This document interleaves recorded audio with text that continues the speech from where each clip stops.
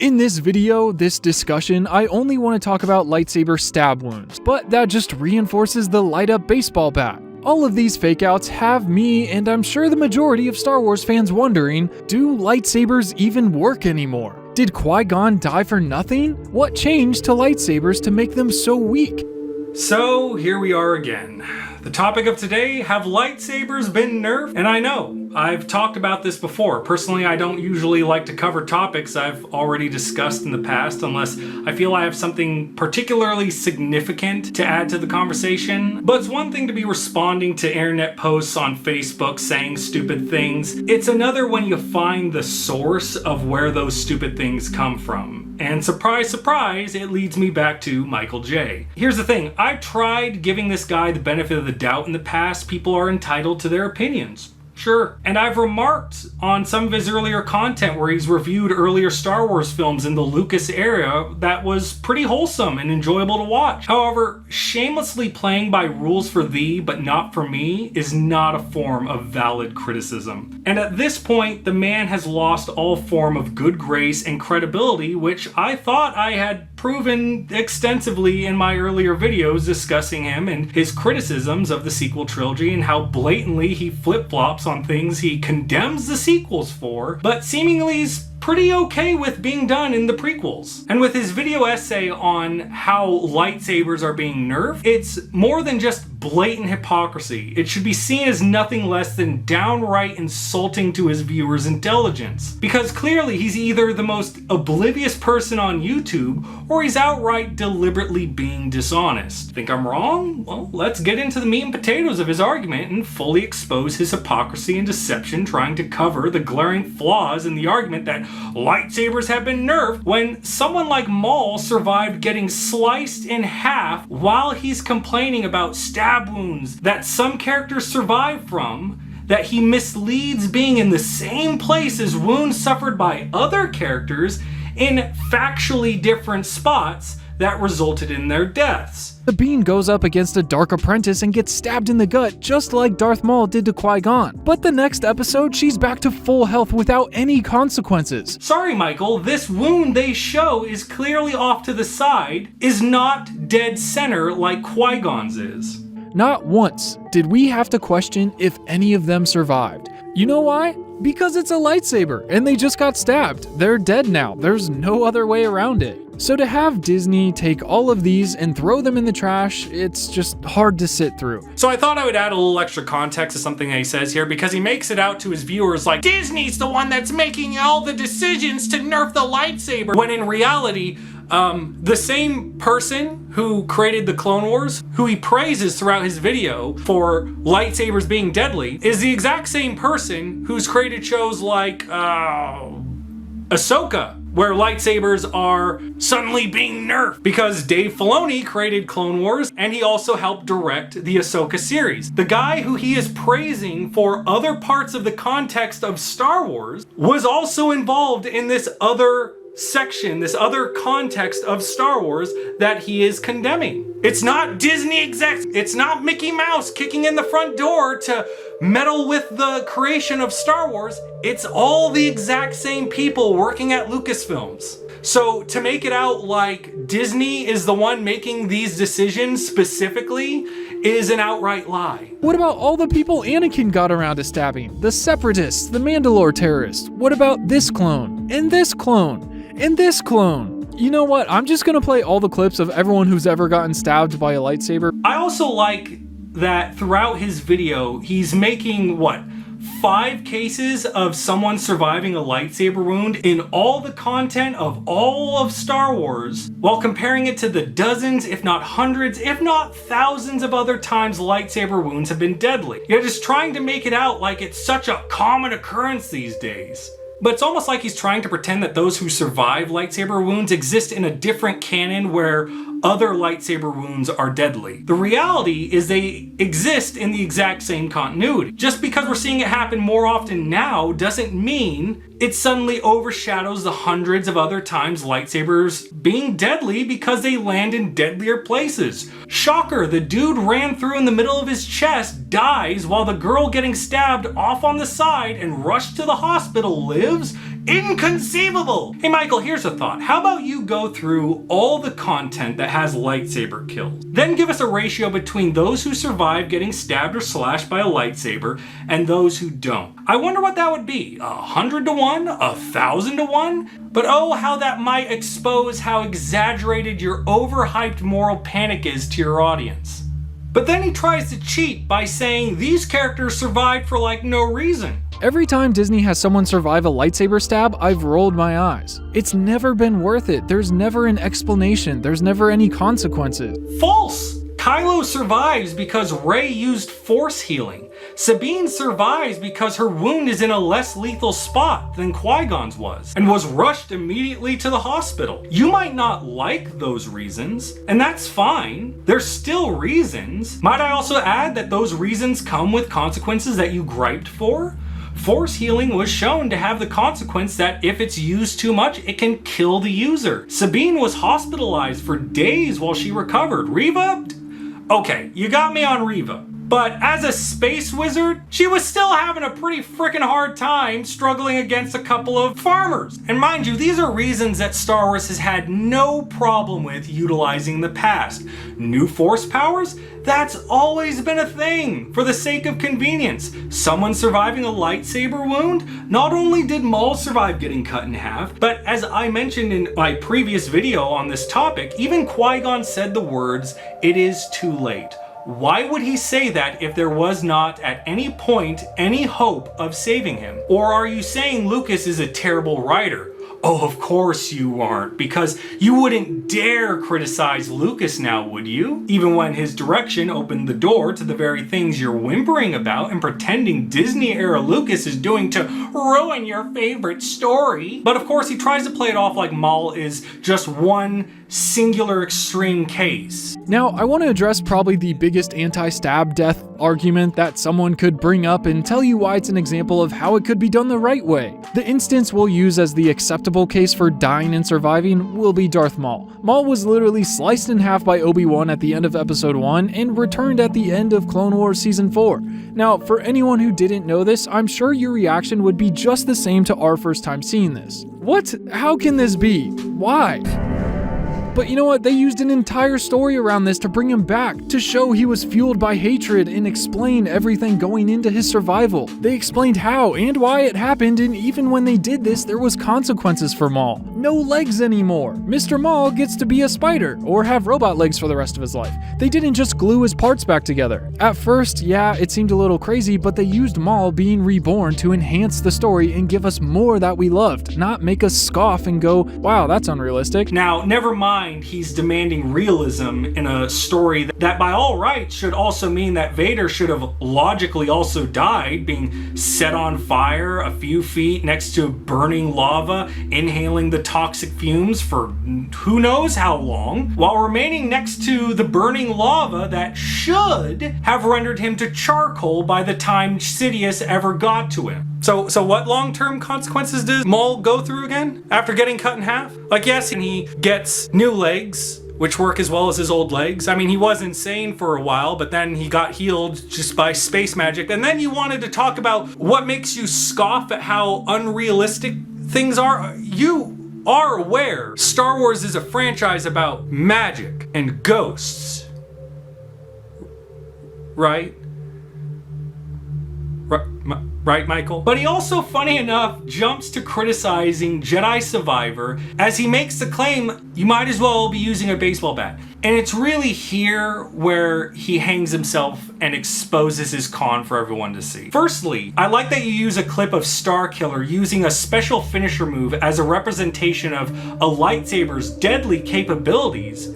But am I supposed to believe, for someone whose career is mostly built on hyper-analyzing footage, that you're oblivious to the fact that Jedi Survivor also has killer finisher moves? Am I supposed to believe that while you show Starkiller insta-killing stormtroopers with lightsabers, that you're ignorant to the fact that anyone can find gameplay footage that shows those same stormtroopers taking enough hits from a lightsaber to turn them into ground beef, yet are still standing? Oh, but... So when you play as a Jedi and slice stormtroopers, nothing happens. It leaves a couple slice marks on them and they keep fighting you. Eventually, they fall to the ground in one piece.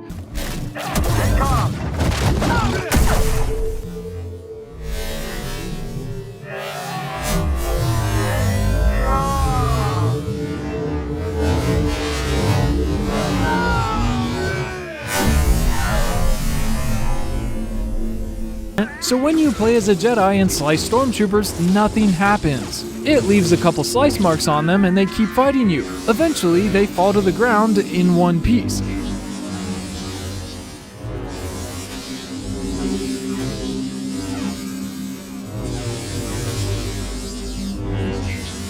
And it doesn't help that Disney is too scared of an M rating with their video games to include stormtrooper dismemberment.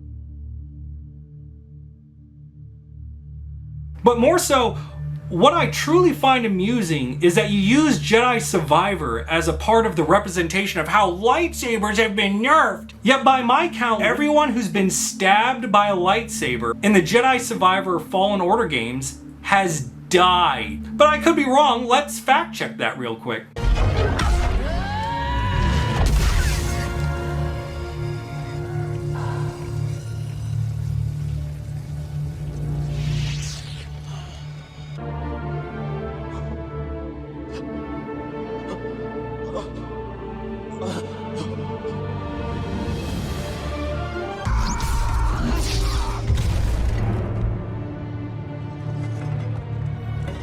We're all just expendable. Yes, you are. No! Look at this. Avengers!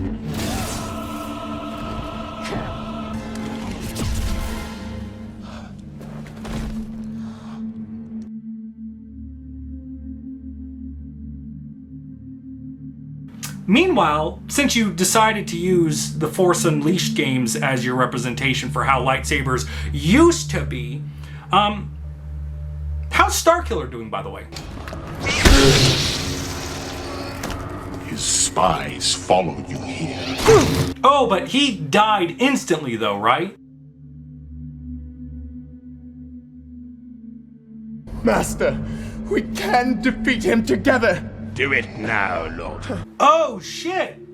He's even making it out like, despite being stabbed in nearly the exact same place as Qui-Gon or a number of other people he's shown as examples for how deadly lightsabers were, he still thinks he could team up with Vader to double team the Emperor. How'd that work out for him, by the way?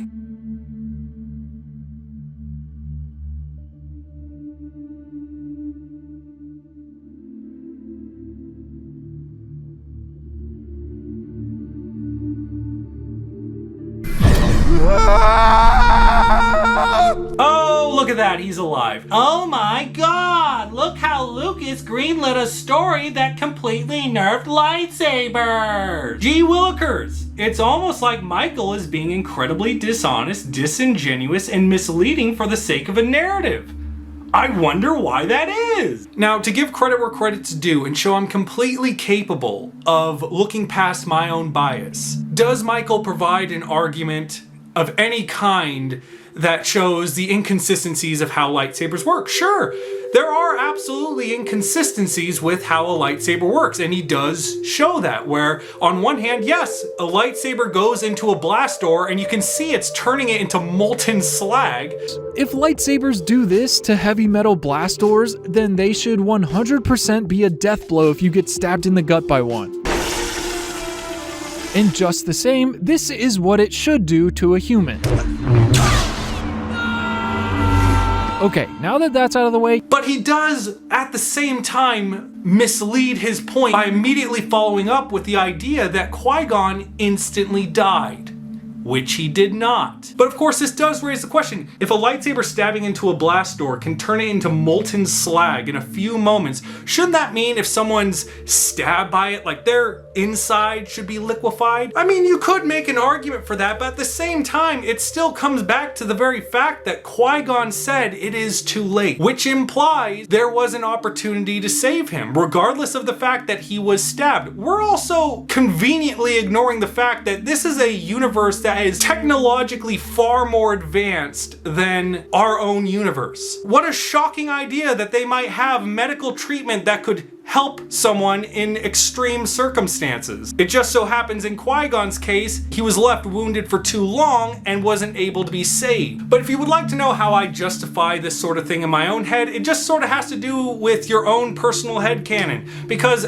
at this point in Star Wars, they've never expressly talked about how a lightsaber works in any of the film formats. Which, given that all book sources seem to be in a very loose state of canon that can be dropped at any moment, while all film forms of canon seem to be the most solid form of canon that there is, I think it's fair to say that until an explanation for how a lightsaber works is expressly detailed on the film format, how a lightsaber works is entirely up in the air. And the way I've always imagined a lightsaber works fits in line with how a person can survive being stabbed by one. For example, with the lightsaber's blade, we know that it's made of some kind of plasma energy, but the way plasma works is it couldn't react with physical objects the way they do in the movies. Like, if you had two lightsabers that clashed against each other that were just plasma beams, they would just pass through each other. So there has to be some kind of energy field containing the energy of the plasma and the heat. This would also keep the weapon from being very uncomfortable to use, because if the weapon is as hot as it is described in outside sources, it would be a very uncomfortable weapon to wield if that kind of heat was just being emitted off of the blade at all times. But when the blade makes contact with other items, the energy field around the blade is disrupted, and the more dense the object is that the blade is running into, the more disrupted the energy field becomes, and thus releases more of that hot energy. Maybe at its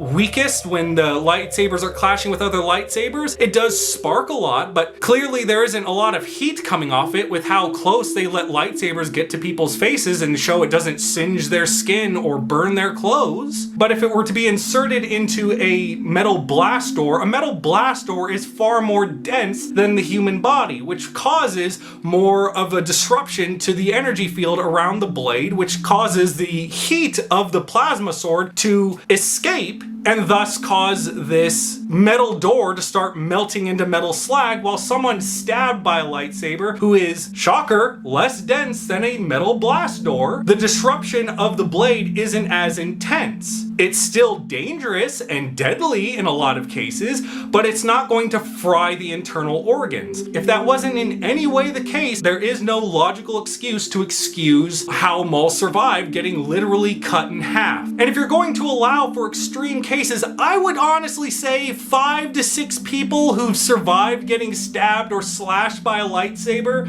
especially in less lethal areas of their body, compared to the hundreds, if not thousands of cases where lightsabers have been deadly, would all be classified as extreme cases. But if you're not willing to accept those, you're just clearly playing by rules for thee, but not for me. Honestly, I'm sure I could keep going, but at this point, what more proof do you want? What's really more realistic? That Michael is just ignorant of everything he talks about in regards to his anti-Disney era narrative? Or is he running a con on you? And here's the thing, I'm truly not opposed to criticism.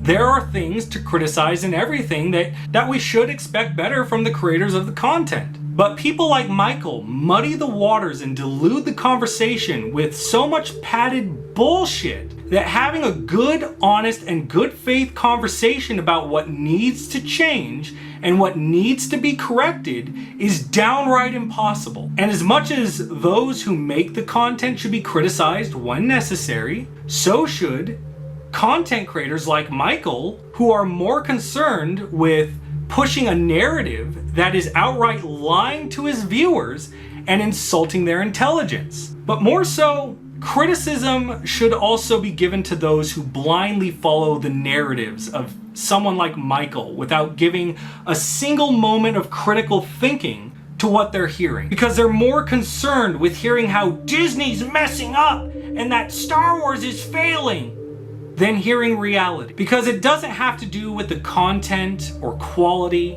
It's about satisfying these people's obsession with hearing bad news and satisfying their hatred. And as Star Wars has always taught, those are the people most worthy of criticism.